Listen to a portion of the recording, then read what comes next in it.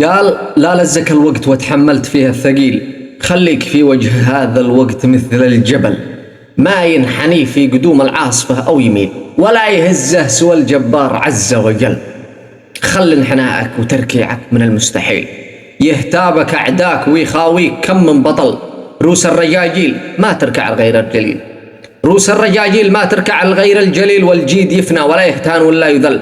لا تطرح أرض مهما كان حملك ثقيل، وان طاحت الأرض باللي فوقها من ثقل. صلابة الطور ما تضعف بضربة هزيل، وقمة المجد ما تبلغ بعزم اضمحل. وسود الأيام ما ترأف بحال الكليل، ووحشة الليل ما تأوي كثير الوجل. والعزم قوة كفيله بالنجاح السهيل، والضعف عنصر أساسي في نواة الفشل.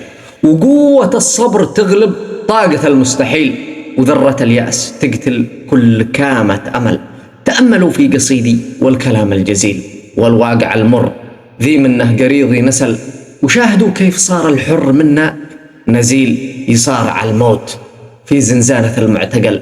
ما عيل صبره ولا يمكن لصبره يعيل، حتى بوقت احتضاره وانصرام الأجل. وهكذا القرب ذي ما له بقومه مثيل، يبقى جبل في ثباته. لو حصل ما حصل يستنشق العز من روح النسيم العليل، ويطاول البدر بشموخه وكوكب زحل، ويطاول البدر بشموخه وكوكب زحل.